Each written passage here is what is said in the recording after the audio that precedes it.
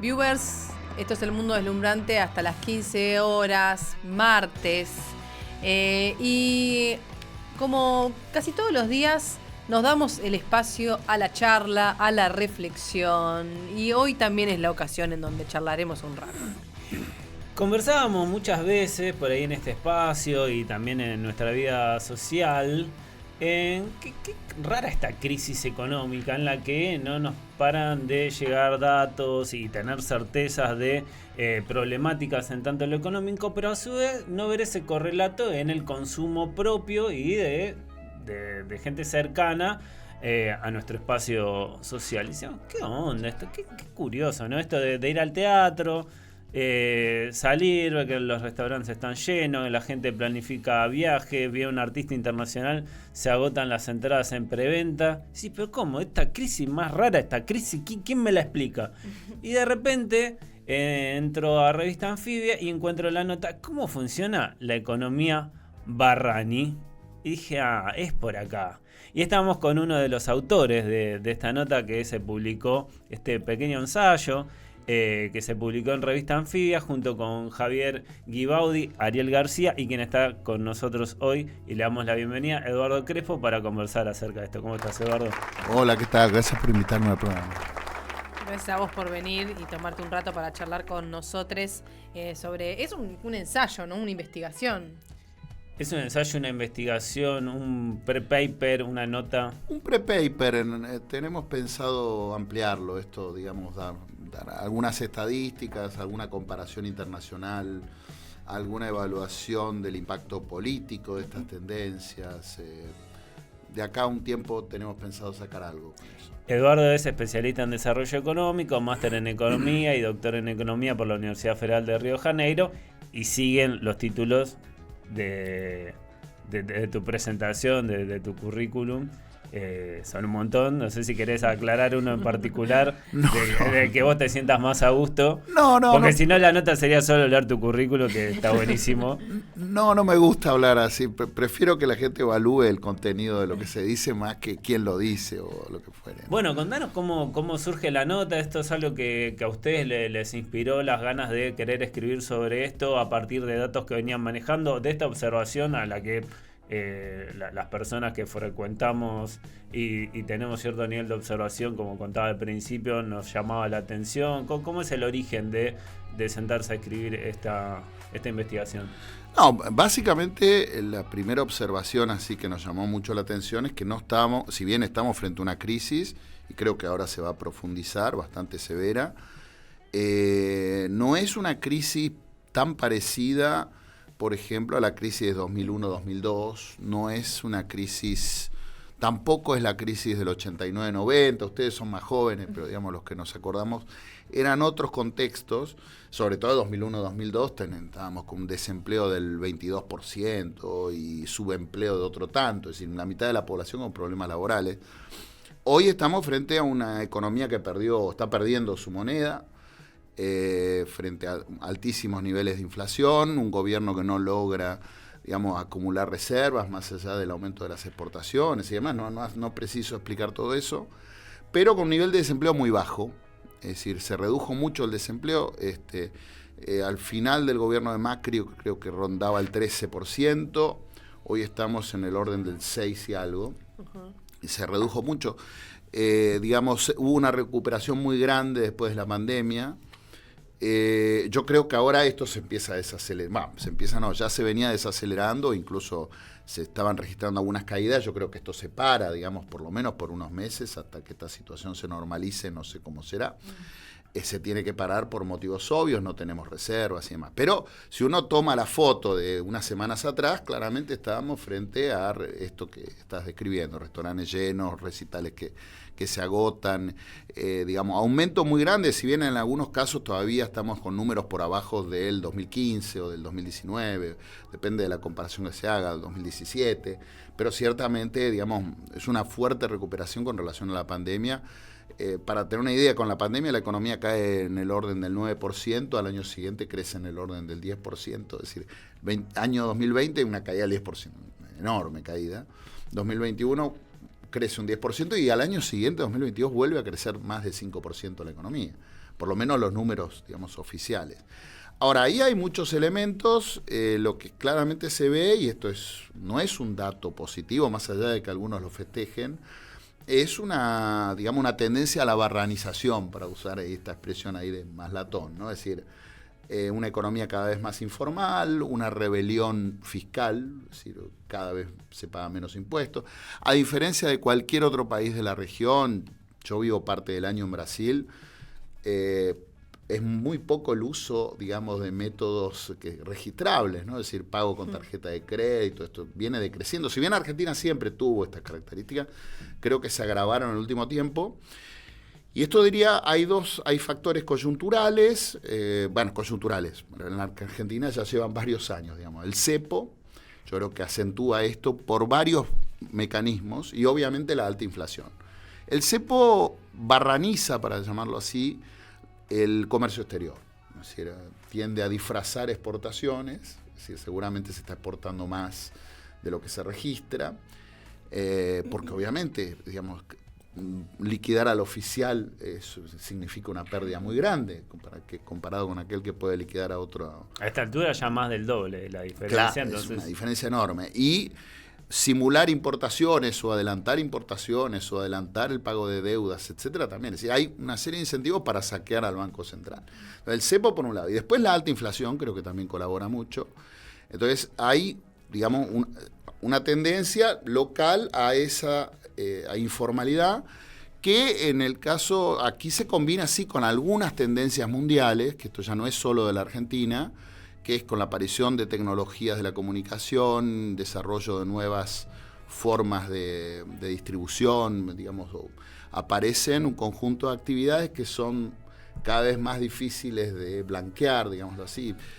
El uberista, el Rappi, todo lo que es servicios. Ahí es un mundo muy heterogéneo, lo que en la literatura estructuralista latinoamericana llamaban de heterogeneidad estructural. Hoy es muchísimo mayor de cualquier otra época histórica para mí.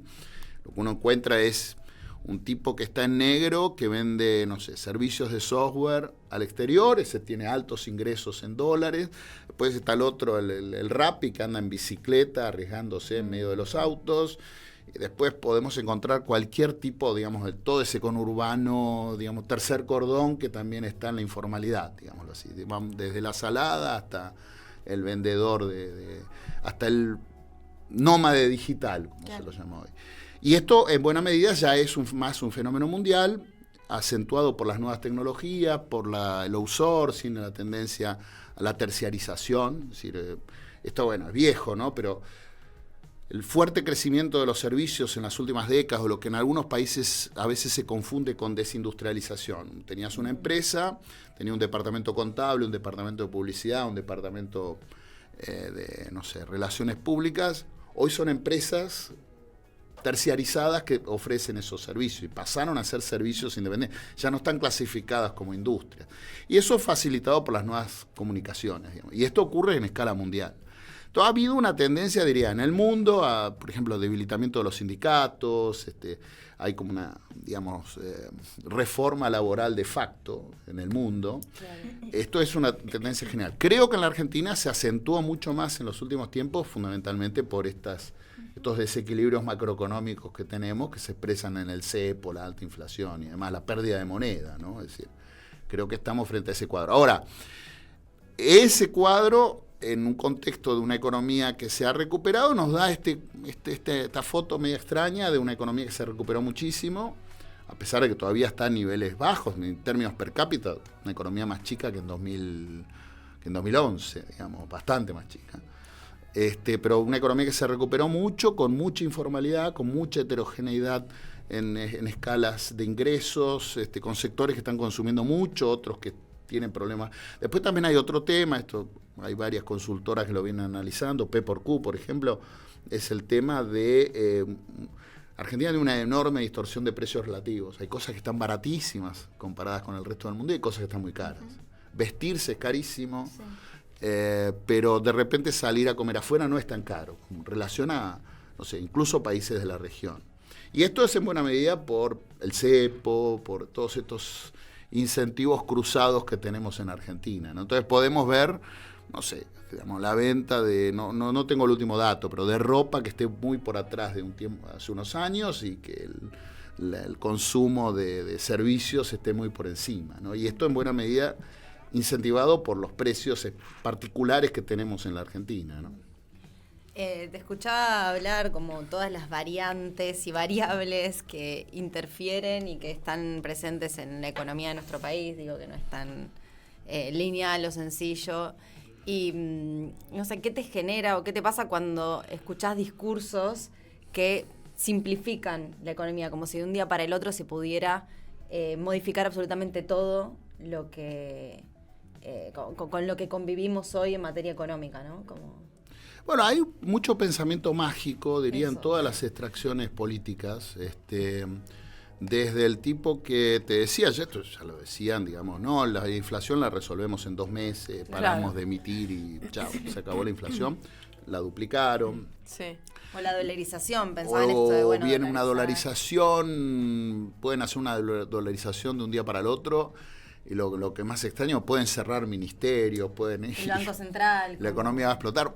Claro, bueno, hay algunas cosas en la Argentina que, digamos, que ningún país más o menos ordenado las tiene. Ningún país no tiene Banco Central, pero tampoco ningún país tiene cepo en la región, Claro. por ejemplo, exceptuando Venezuela. Entonces, uno encuentra, digamos, que se promueven políticas y, digamos, soluciones que no están en ningún lado, digamos, que no están en otros países más o menos ordenados. No estoy hablando de países prósperos ni nada, digo, regalar tarifas no es algo que está en el resto de los países de la región, cepo no hay en el resto de los países de la región, Banco Central hay en todos los países, diría casi todos los países del mundo. Entonces me parece que Argentina tendría que buscar más ir hacia una normalidad, digámoslo así, aunque no sea brillante, no sea aquello a lo que aspiramos, pero por lo menos ordenar un poco la situación. Sí, yo creo que hay mucho pensamiento mágico, soluciones rápidas, hay mucha bronca, yo creo que hay mucha bronca, digamos, el voto de antes de ayer, creo que es un voto con muchísima bronca, es el que se vayan todos del 2001. Cantan pero eso, en el búnker de Milei cantan que se vayan todos. es de 2001, eso Sí. era, votaban, no sé si ustedes se acuerdan, son más chicos, pero en 2001 votaban a Bin Laden, votaban La a Sí. feta de la salame. feta de salame, Clemente. bueno, Sí. es un poco eso. Entonces está el tipo que, bueno, pero es que efectivamente uno escucha el discurso de Milei, es un discurso que le habla a la ciudadanía, Sí.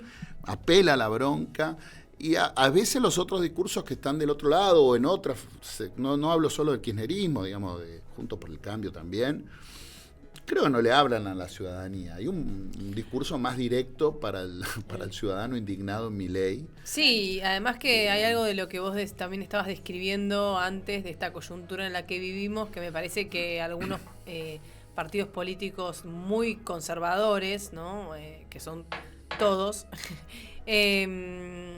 se olvidan de toda otra parte y siguen pensando en los trabajadores como, no sé, el que va a la fábrica, el rural que arregla el alambrado, que no digo que no exista ese tipo de trabajador, por supuesto que sigue existiendo, pero hay otro, o sea, todo este abanico del que vos estabas hablando, yo no lo vi en ese hablarle a les trabajadores que somos los quienes vamos a votar.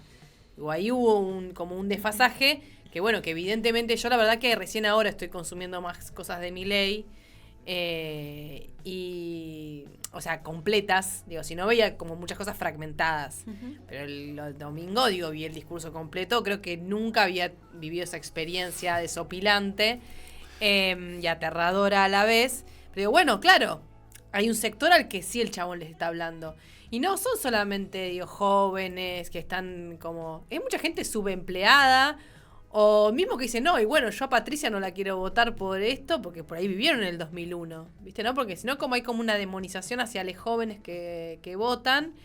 Y yo te digo, no sé si, o sea, y hay todo otro factor que es como los que vos decís, ¿no? Como los que quedan afuera, el multiempleo, ¿no? Y todo eso que me parece que en las campañas no estuvo reflejado. Bueno, yo creo que mucha gente todavía tiene, diría así más no sé llamarlo por izquierdo, nacional y popular, estas expresiones que a veces no dicen mucho, pero digamos, para ubicarnos, todavía tienen una representación del trabajador, digámoslo así, lo que en la literatura se conoce como fordista, ¿no? El tipo que una fábrica, un overol, sindicalizado. Entonces le dicen, no, mira, si votás a Milei vas a perder tus derechos. Y ese precarizado, ese que está en el... Ya no los tiene a los derechos. Claro, ¿de qué derecho le estás hablando a ese? ¿De qué indemnizaciones hablan? Claro, ese es el tema. ¿Cómo se llama? ¿De qué aguinaldos? Claro, aguinaldo, indemnización, vacaciones, ¿no? Ese, el vendedor ambulante, incluso el que vende software al exterior, digo, no solo los más pobres, los que están más acomodados, todo ese enorme universo súper heterogéneo. La mayor parte de él no está sindicalizado, no es formal, o si cobra una parte en blanco, cobra también una parte en negro, porque de hecho esto también, digamos, ha ido creciendo. Entonces hay una parte muy grande de la sociedad que siente que al Estado no le debe nada, pero el Estado no le garantiza cosas básicas, la seguridad, la moneda, es decir, digamos, no hay moneda, no hay seguridad, ve que los servicios son pésimos, es un tipo que vive en el conurbano, por ejemplo, viaja 2 horas en condiciones paupérrimas, el colectivo no llega a su casa o llega, digamos, pasa una vez por hora, los trenes son horribles, digamos. Entonces, en principio siente que al Estado no le debe nada, no le da nada, de esos derechos de los que habla, de ese Estado presente del que hablan algunos, no está presente en ningún lado, y que en general si está para molestarlo, por lo menos tiene esta percepción. Yo no creo que sea así. Claro, sí. Yo creo que si empezamos a cerrar ministerios y demás, vamos a ver que esto no se sostiene, digamos. Claro, una cosa es lo que uno puede decir hacia los gritos, y después cuando esto lo quieran implementar, que no creo que ocurra, no van a poder. Va a ser un gran despelote, no va a ocurrir. Yo ya viví la experiencia de Bolsonaro en Brasil, ¿no? Es decir, yo viví todo ese ascenso de Bolsonaro, que creo que era peor que esto. Pero él tomó esas decisiones. Trató, pero fue caótico, más que nada fue caótico. Le tocó un primer año que fue la nada misma, después le toca la pandemia, que se opuso a las vacunas. Bueno, ahí se gana un gran desprestigio, digamos. Claro. Y después el último año fue más keynesiano que cualquier gobierno de Lula. El último año era aumento del gasto público para empezar a tirar plata para todos lados, para tratar de ganar la elección. Entonces, en definitiva, fue algo medio... pero lo que sí generó, creo que esto es lo más grave de un Milei, gente que tiene miedo, que se viene una represión. Yo creo que no, ni en Brasil ocurrió, que en Brasil es un componente más complicado. Bolsonaro era un candidato de las milicias, ¿no? Es decir, es algo que en Argentina no tenemos ni noción todavía, por suerte. Es decir, grupos armados, paramilitares, más vinculado a eso. Lo de Milei es más un fenómeno mediático y de redes sociales. Bolsonaro también, esto es lo que decías vos, el tema de... Hay gente que... Bolsonaro, de hecho, no es el caso de Milei, pero digamos, en los últimos meses los grandes medios de comunicación estaban en contra, pero llegaban por WhatsApp, llegaban a través de las iglesias evangélicas. Yo creo que esto también ocurre con Milei. Sí, yo estuve leyendo esos testimonios de gente... Seguro. Sí. Bueno, a Milei le fue notorio la última semana cómo le soltaron la mano desde, por ejemplo, La Nación Más, medios tradicionales que... No, claramente. Es decir, y aparecen como antisistemas en este sentido. Claro. En el caso de Bolsonaro claramente fue así. Pero después en el gobierno no tienen margen, e incluso la gente los vota, que están con mucha bronca y los vota, tampoco quiere que cierren las escuelas, o que repartan armas en la población, o que se vendan órganos. En principio yo creo que la gente dice, bueno, lo dice, pero no lo va a hacer, es un loquito y chao. Yo creo que hay que tomarlo más así. Yo veo en la Argentina todo el mundo muy, muy asustado, digamos, más del campo así progresista, digamos, democrático, muy asustado. Yo viví esta experiencia en Brasil, que creo asustaba más, de hecho asustaba muchísimo más. Sí, era un militar. No, él era un capitán retirado, casi expulsado de la fuerza, ¿no? Pero tenía apoyo militar y sobre todo estos paramilitares, que son claro, cosas tenía más, ahí una espalda. que esto acá no está. Y eran promesas muy complicadas, además era un discurso muy pesado a nivel anticomunista, además que acá no está, acá es medio... Justamente tal vez por la presencia del peronismo es más ambiguo todo. Pero En definitiva termina en la nada. El problema, creo que lo grave es que debilitan el Estado, esto sí. Porque a donde apuntaron es a debilitar lo poco que funcionaba del Estado brasileño, o sea, el Banco de Desarrollo. Apuntaron a debilitar Petrobras, ¿no? Es decir, privatizar áreas de petróleo. Lo que funciona, claro, lo destruyen. Lo que no funciona lo dejan. Eso es lo grave. Entonces, la universidad, es decir, ahí atacan. Sí. No lo consiguen desmontar, pero la desfinancian. Entonces, bueno, creo que en el largo plazo la herencia es muy negativa. Claro.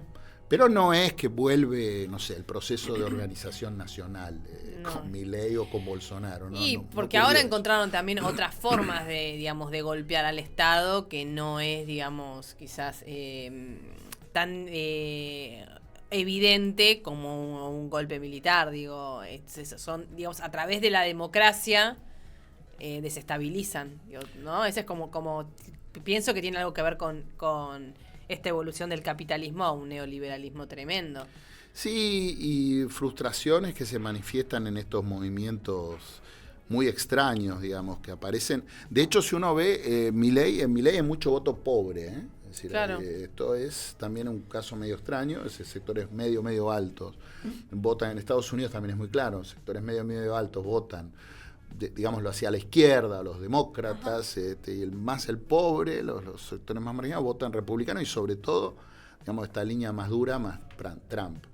En Brasil hubo algo de eso, no fue tan así, yo diría más clases medias, pero también ganó en favelas, por ejemplo, Bolsonaro.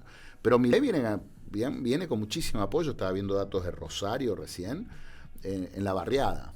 Claro. Digamos, son como movimientos así de gente que no se siente representada. Creo que el peronismo ha ido perdiendo apoyo, bueno, por muchos años de gobierno y de frustraciones, principalmente en los últimos años. Y sí, y creo que se alimenta de toda esta heterogeneidad. Creo que hay gente que cree que todavía, no sé, en Brasil, por ejemplo, había gente que seguía criticando lo Globo, ¿no? Esto es producto. Sí. No, mira, la gente ya no mira televisión. Hay que entender, principalmente los jóvenes no miran más televisión. Eso puede ser que la televisión marque la línea, pero hay toda una serie de circuitos alternativos por los cuales circula propaganda, información, etcétera, que no es la televisión, sea internet, sean las iglesias evangélicas. Hay muchos otros circuitos que me parece que el público más politizado a veces no los ve. Claro, yo pensaba, o sea, a mí lo que me hacía caer en cuenta el domingo, además de que soy una pésima estadista, digo que vivo en un sesgo, en donde yo creo que las cosas van por un lado y de repente, bueno, nada que ver, ¿no? Entonces pensaba, y refiriéndonos también a esta nota que hicieron, bueno, ensayo, y ¿qué era que estaban por hacer con la nota? Pre-paper. Un pre-paper, eso, pre-paper. Digo, como este circular de plata que sentimos, por lo menos los clase media, que vamos al teatro, digo, que podemos ir a comer algo, que de repente decís, bueno, en un fin de semana te puedes gastar 10.000 pesos, que es un montón de plata, pero a la vez, qué sé yo, vas al teatro, invitaste a alguien, fuiste 2 veces al teatro y bueno, o sea, una entrada barata a unas obras que vamos nosotros sale 2.500 pesos, como barata, ¿no? Puedes conseguir, qué sé yo, por ejemplo. Digo, ¿tiene algo que ver con una inyección que se le hace a la clase media, como con el previaje o como con un montón de cosas que no sé si son políticas que llegan más allá de como el pequebús, digamos? Bueno, yo creo que hay un sesgo en la política argentina, no lo vi formalizado en ningún lado, pero de esto sí estamos, más que un paper, estamos pensando en un libro, claro, con otros colegas. La lógica de la política argentina, por lo menos como la conocíamos, era, vos tenías un sector clase media alta que votaba, digámoslo, hacia la derecha, digamos, Juntos por el Cambio, por ejemplo, y sector clases populares a Cambiemos. Entonces lo que se disputaba era un electorado medio bajo, y casi todas las políticas apuntan ahí, es decir, el previaje, las tarifas subsidiadas, hay un conjunto de cosas que apuntan ahí, y creo que la infraestructura se abandonó, no hay desarrollo de infraestructura en los últimos años. Entonces creo que hay, para un cierto sector medio, efectivamente ha habido una serie de condiciones muy favorables, porque es el que te define una elección.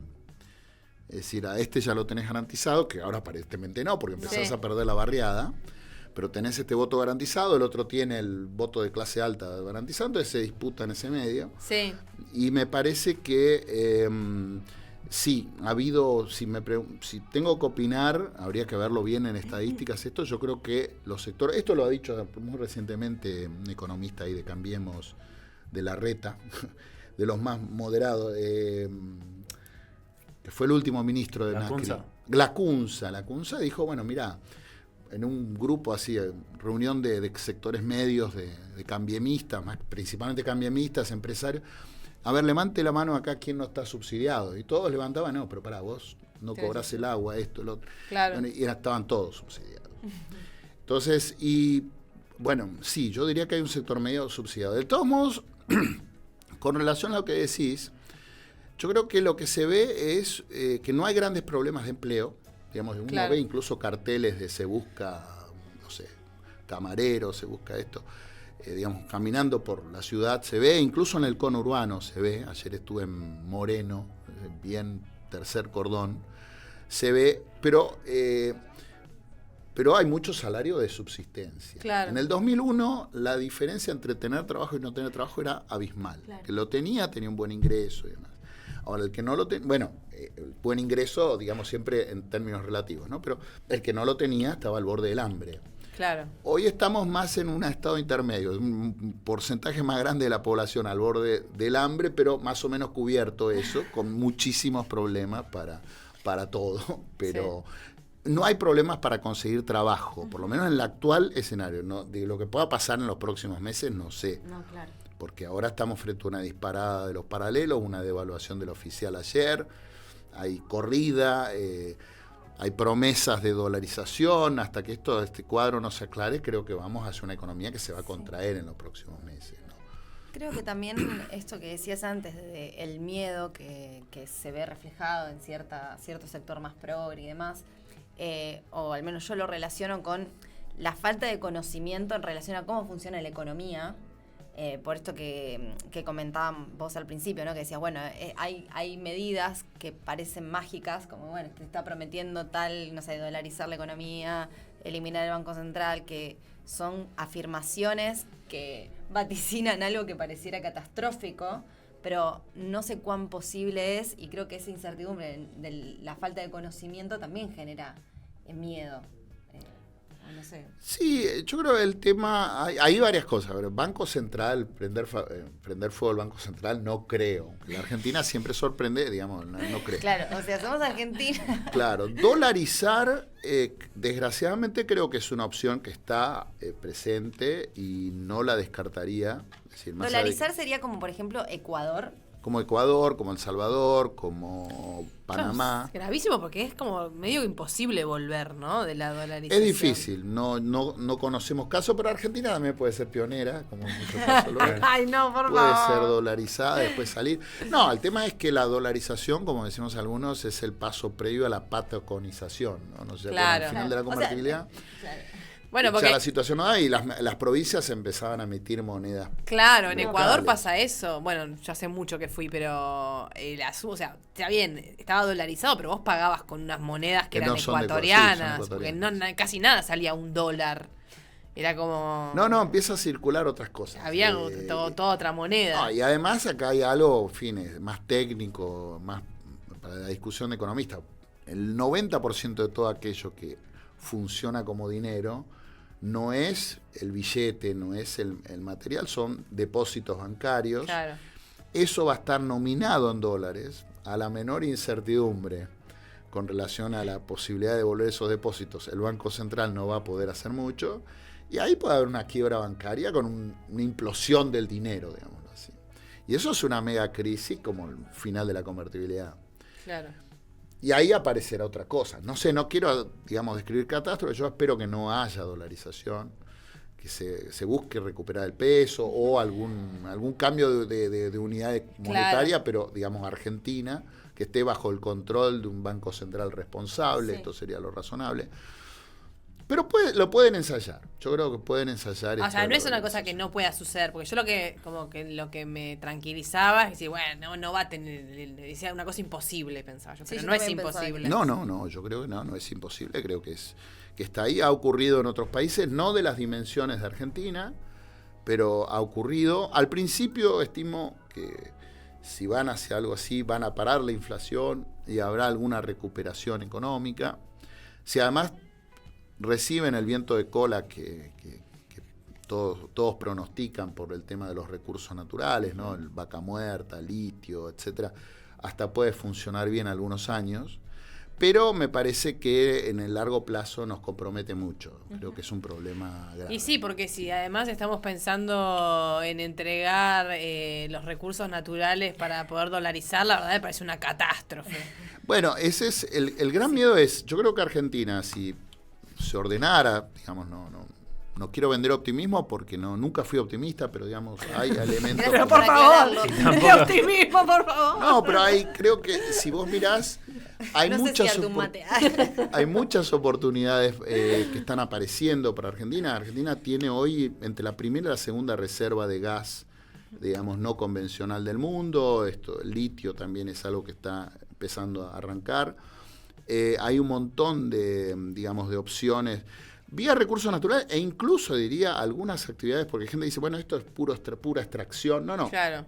Si uno mira, los servicios del conocimiento en la Argentina ya representan algo así como el 10% de las exportaciones formales. Mira. Y hay estimaciones que pueden ser hasta el doble. Estoy hablando de esto que dije antes, venta de software. Bueno, y después lo más conocido, los Mercado Libre, etcétera, que son empresas argentinas. Más allá de que no nos guste el empresario de turno, eso viene creciendo y creo que tiene muchas chances de prosperar. Ahora, ese posible crecimiento que de las exportaciones que podemos tener en los próximos años van a ser para dolarizar viajes al exterior, una fiesta de unos cuantos años, tipo lo que fue la convertibilidad. Sí. O incluso, hay que decirlo, algunos años del kirchnerismo también, dólar barato, si es que tenemos moneda, o una economía súper cara, digamos, como teníamos durante la convertibilidad, o se va a tratar de hacer algo más razonable que le dé una perspectiva más de un proceso de acumulación de capital a largo plazo al país. Bueno, yo quiero ser optimista, creo que esto último se podría hacer, pero me parece que tienden a predominar estas opciones más así, este populismo, llamémoslo así, por derecha o por izquierda. Sí, de corto plazo. Cortoplacismo ¿no? absoluto. Corto plazo total. Sí. Y eso, digamos, son cosas a las que tenemos que prestar atención.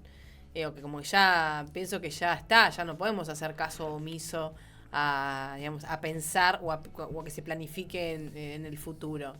Vos contabas entonces que tenés experiencia, digamos, en todo lo que es Brasil. Y uno de los miedos es la protesta social. Y según por lo menos llegó acá, ya te digo, en mi sesgo, a partir de ahora voy a decir todo lo que me entero en mi sesgo, que es que fue bastante reprimida la protesta social. Bueno, está el asesinato de Mariel Franco, también que ocurre en el Bolsonaro. La militarización. La militarización, digo. Eso se notaba en las calles, digamos, había como un no sé si un miedo o una represión mayor hacia la protesta social. Yo no creo que haya sido lo de Brasil una gran represión a la protesta social. Digamos, en principio, Brasil es un país muchísimo más violento que la Argentina. Es decir, estamos hablando de una diferencia de escala. Gente, no, acá está igual, vos porque no vas a no sé dónde, no conoces Rosario, no. Es una diferencia enorme. Digamos, el nivel de violencia de Brasil con relación a la Argentina, a cualquier lugar. Entonces, hay una paramilitarización por un lado. Previa, narcotráfico muy pesado, digamos, de guerras entre bandas y cosas por el estilo. Y zonas donde el Estado prácticamente no puede entrar. No entra, no tiene acceso, etc. En cualquier ciudad grande de Brasil es habitual así estar caminando y escuchar tiros, ametralladoras, cosas así. Sí. Estamos hablando ya de un país mucho más violento. El caso de Marielle Franco, ella, hasta donde se sabe, venía investigando, ella era una concejal, venía investigando la venta de tierras ilegales en en la ciudad de Río, ¿no? En la Sí. periferia de Río, digamos que negocios de los paramilitares, digamos, de las milicias, como se llama allá. Sí. Y bueno, la mata gente de las milicias. El tema es, bueno, que la gente que la mata ese día pasó por el condominio donde vivía Bolsonaro. Lo cual tampoco quiere decir que fue Bolsonaro. Bolsonaro todavía no era presidente. Porque en realidad Bolsonaro vive en un condominio que fue armado por las milicias. Claro. Ahí puede ser cualquiera. Ahora hay investigaciones que están yendo para allá. Pero no era tanto protesta social como investigación de mafias, digámoslo así. Claro. Lo que hacen algunas mafias. Ella estaba, digamos, atrás de eso y bueno, la mataron, digamos. Pero obviamente generó una gran conmoción. Diría, eso fue, ahora hay carteles pintadas de ellas sí. por toda la ciudad. Sí, claro. Por lo menos en Río, ¿no? No sé si en San Pablo y demás es así. Pero en Río hay pintadas de todo tipo. Pero no lo veo como una represión así contra trabajadores. Claro, no se sintió tanto así, digamos, en la calle, en el cotidiano. No. Lo que sí hay es, por ejemplo, mucho gatillo fácil, por ejemplo, de la policía. Fácil o a veces ejecuciones o cosas por el estilo. A veces, digamos, la favela, por ejemplo, se levanta, hay alguna protesta y puede ir la policía a repartir tiros como si fueran narcotraficantes. Claro. Que no es tanto así reclamo salarial, es más un tema digamos, de la región. Claro. No va a pasar eso en los barrios más pudientes o sectores medios, no va a venir la policía repartiendo tiros para todos lados, pasa más en sectores populares. Pero esto es parte de la violencia cotidiana en Brasil, ¿no? Diría. De todos modos, si uno va a los sectores populares, de repente prefieren que estén los policías a los tiros que ser gobernados por el narcotráfico. Es decir, acá también Claro. Quizás ahí caemos como en el error de comparar cuando estructuralmente somos dos países totalmente distintos, ¿no? No, y además pero hay algo en común que es esto del reclamo de un Estado que te proteja mínimamente, aunque sea, digamos, no sea el Estado noruego, que por lo menos haya policía o que haya algún tipo de... Prefiero un policía que un narcotraficante o policía que una milicia. Claro. Las milicias son ex policías retirados o expulsados de la fuerza o cosas por el estilo, que teóricamente iban contra el narcotráfico, después se convirtieron también en narcotraficantes ellos. Y controlan los barrios. Se ganaba más, se ganaba mejor. Se ganaba más así. Sí, se ganaba más. Y controlan los barrios. Hay un control territorial son como los punteros de los barrios. Ahora es con muchísima violencia. Entonces cualquier cosa que haga el Estado es mejor que eso a veces. ¿No? Entonces, este es otro escenario, pero está el tema de la seguridad, sí. Me parece que este es ahí sí diría que el progresista que vive en barrios palermitanos, por ejemplo, de acá o de allá, a veces no lo ve el tema de la seguridad como un reclamo burgués, digámoslo Claro, así. sí. Y no, para tipo que se sube un colectivo a las 5 de la mañana, la seguridad es un tema vital en el conurbano. Sí, total. La escuchaba, digamos, a Mayra Arena, digo que hablando sobre como que en los barrios también se reclama por la inseguridad, digamos, ¿no?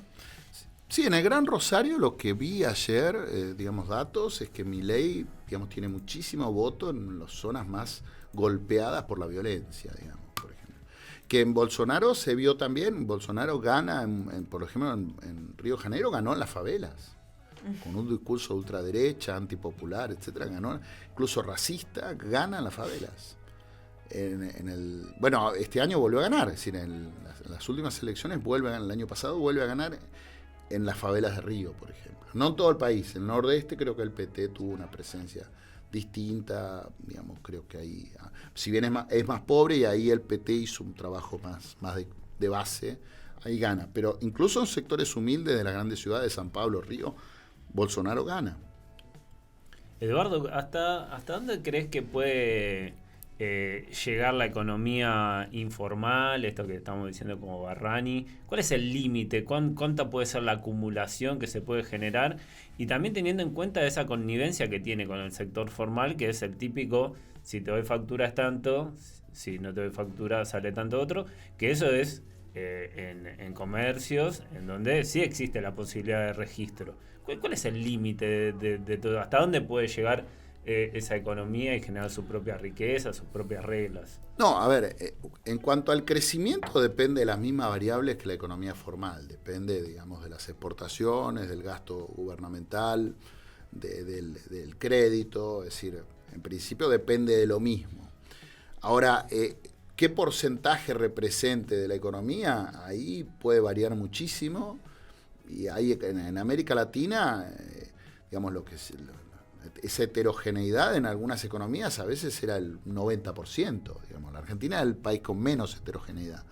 Pero en Brasil, por ejemplo, siempre tuviste un océano de pobres, que al principio era rural, era un campesinado pobre, digamos, del nordeste principalmente, y después pasa a ser una pobreza urbana informal, nunca sindicalizada, con poca presencia política, digamos, con poca participación política, y puede ser un porcentaje muy grande, digamos, puede llegar, ahí dependerá de cómo ande la economía argentina, de qué capacidad tenga el Estado de volver a cobrar impuestos, a estabilizar la moneda, a ordenar mínimamente la situación y ir recuperando, y, digamos, haciéndose presente como se plantea y no se hace en esa economía, pero en principio puede ser, no hay un límite en términos de porcentaje de la economía total, ¿no? No, me refiero al límite más bien social de generar como un paraestado, si se quiere, ¿no? Como una economía totalmente paralelizada. En algunas economías uno mira, no sé, por ejemplo, en el pasado Perú era 80-90%, o Centroamérica hoy debe ser, todavía debe estar en esos porcentajes. Es decir, ahí hay muchísimos ejemplos. La Colombia de los años 80. Si ustedes agarran los años 80, todos los países de América Latina pasaron o por lo menos de América del Sur, todos pasaron por una gran crisis, que fue la crisis de la deuda, ¿no? Subieron las tasas de interés en Estados Unidos, había salida de capitales, devaluación permanente. Muchos terminaron en la hiperinflación, Argentina, Brasil, Perú. Otros pasaron por niveles de recesión altísimos, el Chile de Pinochet de los primeros 80. Hubo un país que no tuvo crisis. Colombia. ¿Por qué Colombia? No, porque la política del Banco Central es más seria, más ordenada.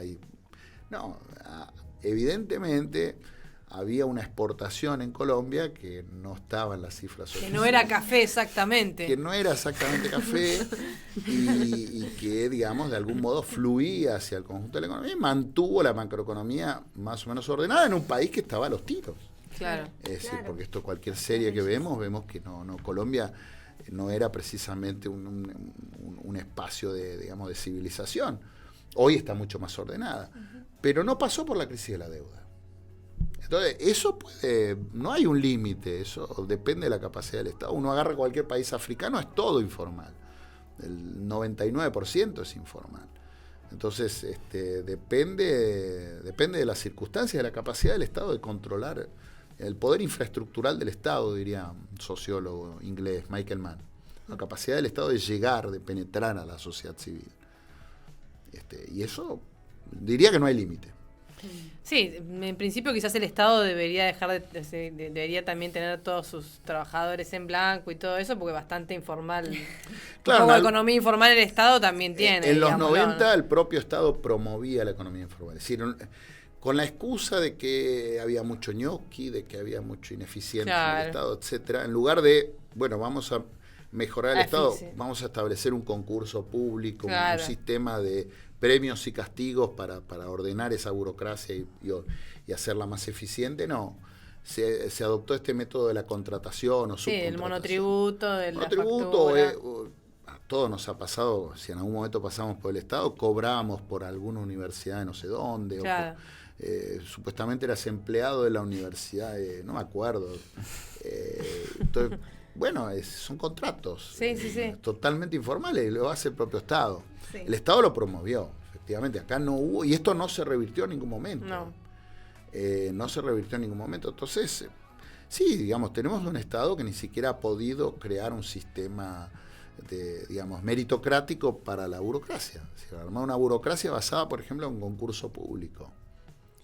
Y esta cuestión del vuelco hacia el consumo también va de la mano de no poder tener capacidad de ahorro, porque si bien tenés la del líquido como para gastarlo, sabés que es en vano tratar de ahorrarlo porque no vas a poder acceder a un bien como una casa o cosas así, ¿no?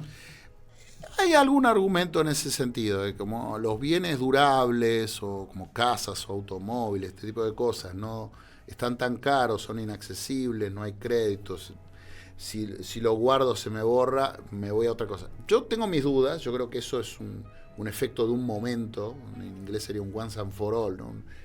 Un salto, pero no podría explicar una tendencia, digamos.